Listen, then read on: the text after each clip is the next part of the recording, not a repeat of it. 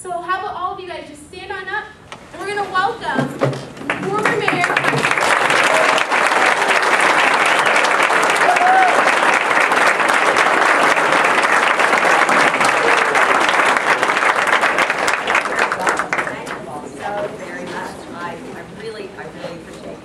Inviting me here, and first I want to congratulate you for being involved in SHIFT, and thank you for the work that you're doing for one of the most important issues in our community. Did I turn it off?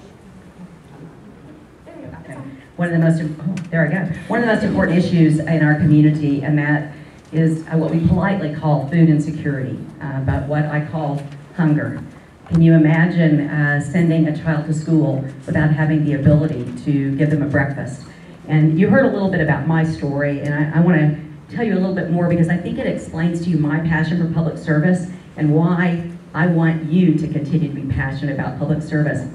I did grow up in Oklahoma City. I was the third of 4 children, my mom, Jim and Lola Taylor, and I worked in their dry cleaners. It was open 6 days a week, Monday through Saturday, 7 a.m. to 7 p.m. And I learned to balance the cash drawer, because in those days there were no fancy cash registers.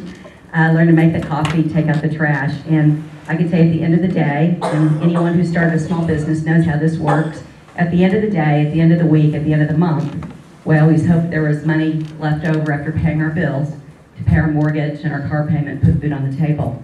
And usually there was, but I can tell you there were times when there wasn't. And my parents were very proud people, and I don't think they ever thought they'd have to reach out and ask for assistance. But when they did, and it literally put food on our family's table, they were sure glad there was somebody there to help them. And that's where my passion for public service comes from. I knew at age 19, when I lost my dad actually my freshman year in college, my mother died about 11 months later. It's a little emotional for me because it was on my birthday, which is Sunday. So, anyway, it's 40 years ago. You know, I should be speaking about this. Anyway, when I lost both of them, my older sisters were 9 and 12 years older, so they were off having families, and I have a younger brother, a baby brother, 3 years younger. He's 55, completely bald, right to Harley, but he is my baby brother. And I knew that I had to grow up, and I was fortunate that my grandmother and my parents had given me strong work ethic and strong values, and made me believe in myself that I could get through this, and I did. I had a mountain of student loans that I ultimately paid off. Hopefully you'll have some, that'll give you some faith. You do ultimately pay those student loans off. Some scholarships, and a family in Sepulpa that I barely knew, that heard what had happened, and let me call their home my home in the summers and store my things there. And I never spent a moment feeling sorry for myself. I said, there's a reason for this.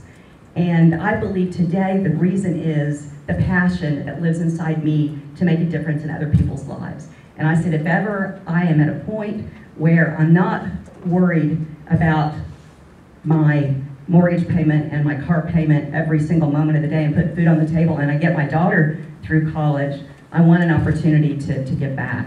And so that is why I answered the call when Governor Henry called me to be Secretary of Commerce and Tourism, and actually also Workforce Development. And ladies, just to prove that women have a hard time saying no to additional responsibility, I was also the governor's small business advocate. And it's why I walked into that meeting in Tulsa, Oklahoma in 2005, prepared with a plan from the state to save jobs at American Airlines under the leadership of Governor Henry and the Lieutenant Governor and President Pro Tem and Speaker. But Tulsa said, Thanksgiving was last week, we just aren't ready. And I had been to American Airlines, as I was recently, and I had looked in the faces of those employees, and I saw the faces of my mom and dad. And I knew that mortgages would be foreclosed upon and kids would not get an education if we did not do everything we could to save those jobs, and so we did. And we're back there again, unfortunately, now in 2013. And so that is really what drove my passion to put my name on the ballot. I can tell you, I never imagined, I'd worked in some political campaigns, but I never imagined seeing my name on a ballot. And it's a very odd feeling. It's also really weird to see your face on a billboard, I can tell you that. But and it kind of freaked my grandkids out a little bit. Grandma Kathy, your nose isn't that big. But it is It is a real feeling of commitment to have your name on a ballot. But what you all are doing is a huge commitment to our community, and I hope it ignites in you this passion that you change lives. You know, there's a lot of good things and bad things about being involved in public service. Sometimes people will criticize you for what you're doing or how you're making decisions. And I always try to keep those in perspective because I know that when you do this, you can change lives. Oh, thank you. Thanks so much. Oh, that's even better. Because I'm left-handed, so And I'll tell you a story about changing lives. And if you talk to the people that you're helping by putting food literally on their table with what you're doing, you'll hear similar stories. So when I was mayor, I went to the convention center a lot. There were a lot of chicken dinners at the convention center. And my grandmother was a cook in a grade school cafeteria, and I often went to work with her and saw that people she was kind of invisible to them. Like, she'd serve them their food, she'd be back there cooking it, and no one really noticed her. So I always, as a tribute to her, try to leave events through the kitchen and say thank you to the people that had prepared the food. And so I'd gotten to know some of the people at the convention center, not by name, but by face. And so I'm at the convention center one night, and I see out of the corner of my eye a woman making a beeline to me. And I can tell you, when you're mayor and someone wants to see you urgently, it's going to be either really good or really bad. There's never really just a, hey, nice to see you moment.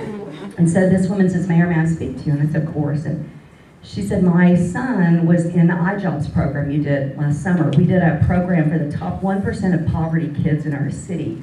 It was a job shadowing program and gave them advice on post-high school opportunities. And she said he finished that program. And I said, well, great, I'm so glad. And she said, no, you don't understand. She said, I've made some really bad choices in my life. She said, I've been in and out of prison, on and off drugs. And I told my kids they had to do for themselves. And my son finished that program. And she said, my baby starts college next month using the Tulsa Community College Tulsa Achieves program. Now, if you're a mom and you don't get tears in your eyes when you hear that, I mean, she was amazing. And so I thought of all the things that people can criticize you about when you're out trying to do the right thing and help make a difference in a community like you all are, and like your founder, Teresa Knox, does every single day. You have that one moment, and you know all the criticism was worth it. It all goes by the wayside. So I will tell you that there are a lot of ways that you can make a difference, but I think one thing in our democracy that I'm really disturbed about, that I hope that you will help me change, and that is, in the June 11th mayor's race, only 29% of Tulsans registered to vote voted. A lot of Tulsans aren't registered to vote. In the 18 to 21-year-old age group, only 4% of the registered voters voted. That means basically all those people that didn't vote, their voice is silenced. It is not at the table. They do not get a seat at the table because they didn't go vote. You can vote by absentee ballot. You can vote early voting on Thursday and Friday before this upcoming election on November 12th. And there's 3 things on that ballot. It's a mayor's race, it's a city auditor's race, and it's a $919 million capital improvements package. You should have your voice at that ballot box, and you should take with you your friends. They say in the 18 to 35-year-old age group, you're more likely to vote in that age group if you go with a friend or a parent or a mentor. So I encourage you to vote. And then I encourage you to get involved in your city government. There are 600 seats on boards, commissions, and trust authorities, and they make decisions every day about your life. You know, I often say that I don't have a lot of hope that all that squabbling that's going on in Washington, D.C. is going to make a positive impact in my life in a long time. And sometimes I feel that way about the state legislature. But I know that the people that serve me at the city, they're making a difference because they're deciding how many police officers we have, how many firefighters, they're deciding how and when our streets are done. They're deciding on whether or not to add regulations that impact negatively small businesses. They're giving a face to our city that when people look at bringing jobs in, they're going to decide whether they want to or not based upon what the local government is doing. And they're deciding whether every kid in our community has access to a quality education. It's really the basics. At the local level, it's not about political policy because potholes and murder don't know political parties. What they know is strong leadership. It's a very basic thing. Your local government cares about the giraffes at the zoo and the water that you drink, how your kids are educated, and whether your kids are safe to play in the front yard. Whether you get emergency ambulance services on a timely basis or not. They care about the everyday quality of your life. And of course, I would be remiss if I didn't say something that people say to me all over the city, and that is, they also take care of your trash, hopefully. So I hope that you will vote. I hope that you will raise your hand and get involved in city government. Raise your voice, whether it is a letter to the editor, or it is a call to the mayor's office, or it is volunteering and saying, this is an issue I'm passionate about. I want to get involved in the Citizens Crime Commission, in the Mayor's Police and Community Committee, in the Human Rights Department, whatever your passion, wherever the passion is ignited in you, get involved at the local level, because it will make a difference, just like the difference you're making with helping the Community Food Bank of Eastern Oklahoma. And I want to take questions, but I want to say this, that is, you are in a great place. And I know you know the story of Teresa Knox. I got to know her when I was mayor, and she was very patient with some things that the city did not do appropriately when she was opening up Clary Sage. But she invited me to the ribbon cutting anyway. And as I walked into that incredible building, the elevator had yellow tape on it. And I said, Teresa, what happened here? And there was a city regulation that was kind of changed midstream when she was building that building. She smiled and moved on, but it allowed me to go back to our team and say, this is not how we treat small businesses. This is not how we encourage jobs in our community. And there's a program that really, in Teresa's honor, that I am going to implement at the city if I'm elected on November 12th. And I might need a better marketing name for it, so you might be able to help me with this. But it was a program Governor Keating started when he was governor of the state, and it was called SBREFA. Again, it's not really roll off your tongue. Small Business Regulatory Review Committee. But the state, before you could pass any regulations that impacted businesses, it had to go to the SBREFA committee. And they gave an impact statement to the employee, to us at various agencies, and said, if you cause me to do this, it's going to increase my cost by this much, and that means I'm going to be able to hire this many fewer people in the future. And we, at state government, we paid attention to that. That's what the city of Tulsa needs. We need a SBREFA committee. But you guys have to help me find a better name for SBREFA, because no one's going to get that. We need to make sure that we get back to the basics in the city of Tulsa and really open up this city for business. Now, there's a group in Kansas City called the Kaufman Foundation, and they're dedicated to free enterprise. They're a private foundation, and that's what they do.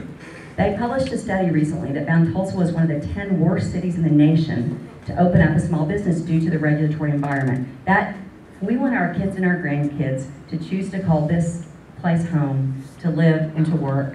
That needs to change, and it's certainly what I intend to do with your help and support. So thank you for what you do for this community. Ignite your passion, make a difference. You will make a difference in people's lives, and it takes each one of us to build this community into the great place that we know it can be. Thank you very much.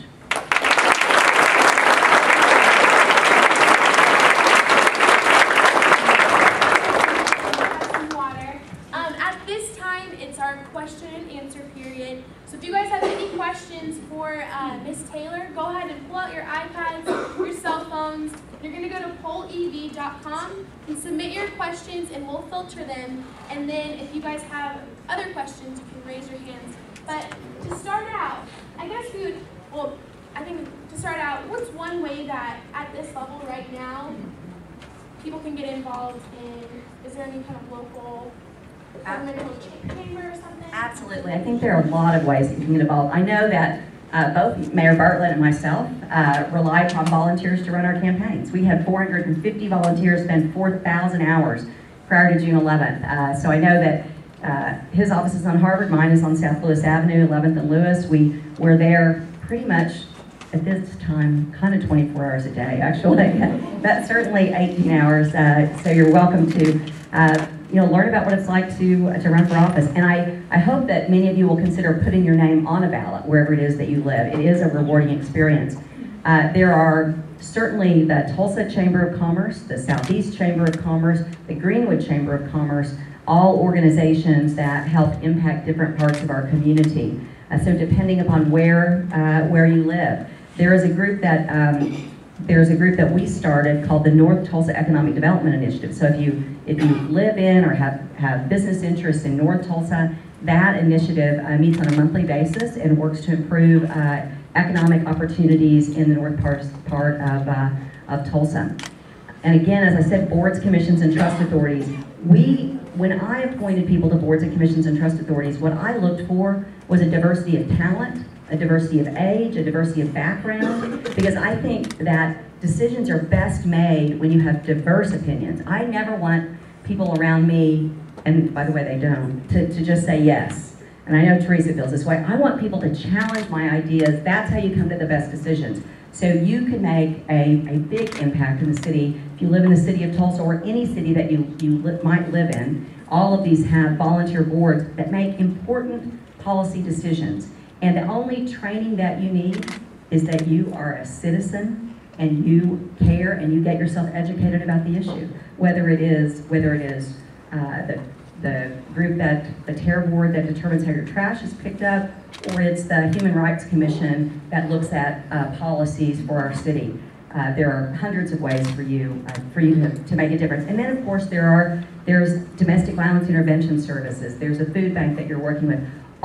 Every emergency infant services, one of my favorites. Those organizations all exist and wouldn't exist but for the volunteer efforts of passionate people like you. There's a group called Volunteers of America that you can call or get on their website, and they're a local group they have a local organization, and they can actually help match you with your passion and your time to a volunteer opportunity. All right, we've got a couple questions coming in through Poll AD. So here's the first one. What suggestions do you have for people wanting to start small businesses like salons, fitness and health centers, etc.? Great question. I think first it is important to find a mentor. Make sure that you find someone who's been through it before, that you can learn from their mistakes. The State Department of Commerce website has a great toolkit for small businesses. It's okcommerce.gov. It can tell you the regulatory environment and also resources that might be available. TCC, Tulsa Community College, and Langston University both have entrepreneurial courses, some of which are, and OSU as well.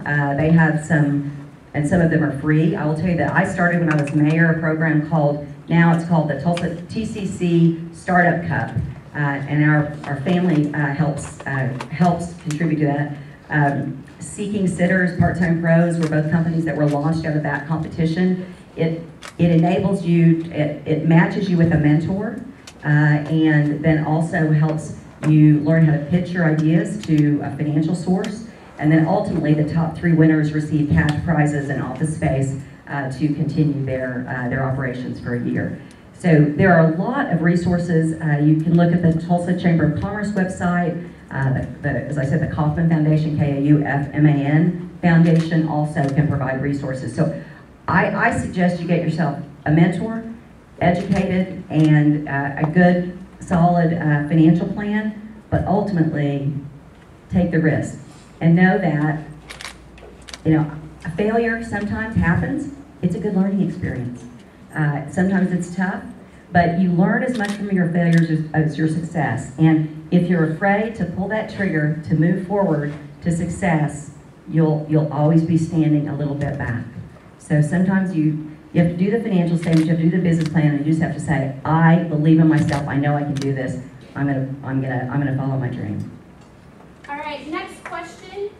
This is going back to the small business committee that they have going. The question is, who would be involved in that small business committee that you plan to implement? So I would look for business owners and around the community that would understand the impact of the regulations. So I think it would need to be a broad, diverse group of people from retail businesses, manufacturing, restaurant industry, a broad group of industries, so that we could see whether it was a new fire alarm code or it was a new filing that we had to make on February 15th rather than April 15th that might cause us to have another quarter of an employee's time, or it's an increase in permitting fees. All of those things. We need to have businesses that had experienced how the city's regulatory environment works in a lot of different sectors. All right, this is an obvious one, the roads. We got a question about the roads. Okay, so what are you wanting to do about our roads and all this construction? So, it's one of the reasons why I was late, sorry. There needs to be a very transparent and accountable way that our road construction is planned. You know, road construction, as you all probably know, can literally kill a business. Road construction, I talked to a mother of young twins the other day, and her road was closed, her neighborhood road was closed with no notice to her, and she had to get out of the road and get her twins to daycare. You've never seen someone mad until you've seen a new mom with twins having to walk down a closed road to try to get her kids to daycare. I'm sure a lot of people heard from her. So cities, it is really a very basic thing. Trash, roads, public safety. Every city in America does it. There is a way that you look at the way street construction is sequenced, the way it is inspected, and the way it is completed. And the State Department of Transportation, by the way, for the state of Oklahoma, does a pretty good job of it. They have their contractors work 24 hours a day. So when we're not, most of us aren't, some of us are out in the middle of the night driving, but most of us aren't. When there's lower traffic on those highways, that's when they have the most intense workforce going on. They set up lights, it's make sure the safety of the workers, of course. But we really need to completely rethink the way our public works projects are sequenced. And I don't think it takes anybody inside city government to figure that out. You just have to drive down the street to figure it out. And there's every part of the city I've been to, people will show me signs that say that it was supposed to be completed September 2012 and the street still isn't completed. Yet they can't go online and figure out why. Now, if you go to El Paso, Texas, or Austin, Texas, or Cincinnati, Ohio, most of those cities, right here from your tablet or your iPhone, you can go online, you can find out who the contractor is, when the project was supposed to be completed, what the budget was, where they are versus the budget right now, and if there's a delay, why. You can also find out what contractors are getting jobs, so you can see, is your neighborhood being treated fairly? Are there certain contractors that simply aren't getting a chance, small contractors of any work? That's the way a transparent and accountable government works, and as you all know, it's not that hard to do that these days with technology.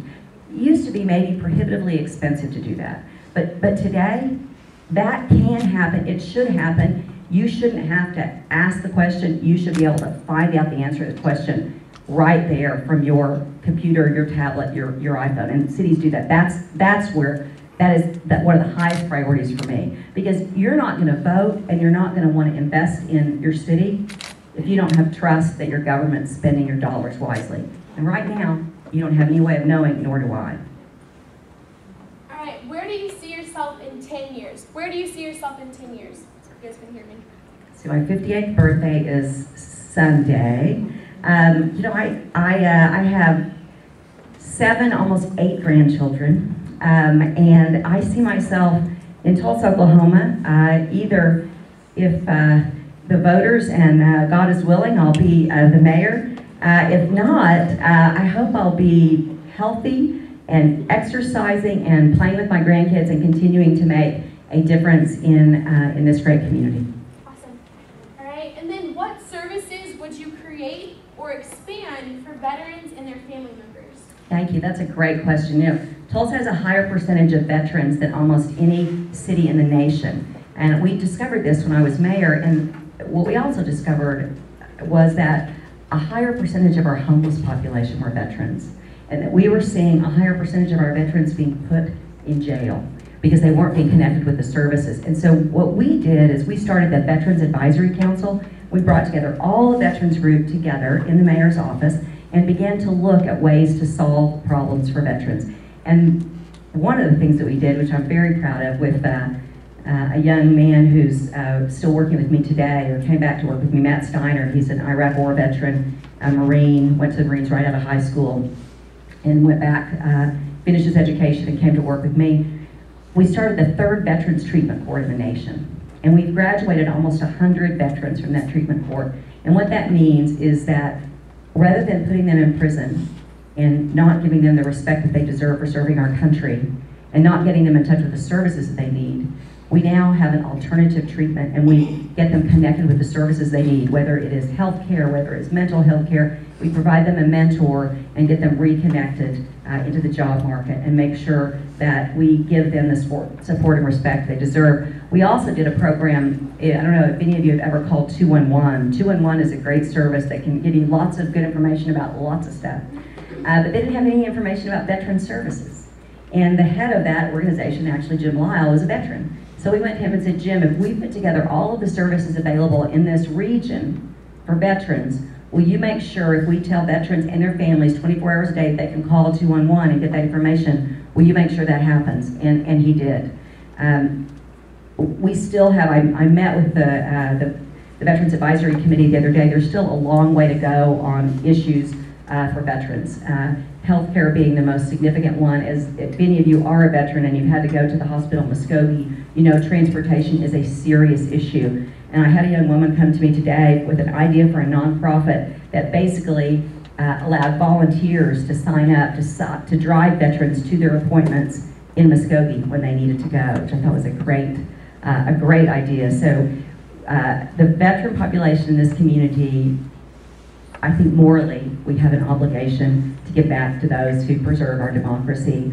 But I think it's very important because they're such a significant part of our population. So we would continue to raise our hand on those issues. And in fact, I want to recognize Joy Wignarajan, who's with me, who's our research director of the campaign, who is a naval officer. So we appreciate that.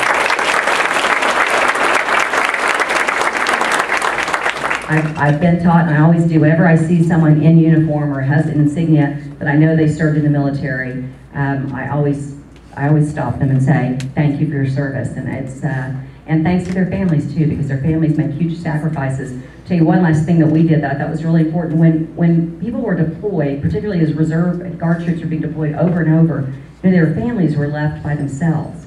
And so we allowed them to sign up for a service that let them basically highlight their home for the police department. So if there was a 911 call from that home, the police department would know that that was a family that the mother or the dad was deployed, and we put them on kind of a heightened response time. So again, to pay respect and to let people go fight for democracy without worrying as much about their families they left at home.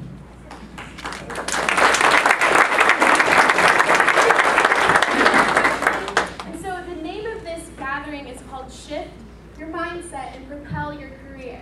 So what's one piece of advice that you would give to the students here in this room, the instructors, any of the staff that's here, that would propel them into a successful life? Believe in yourself.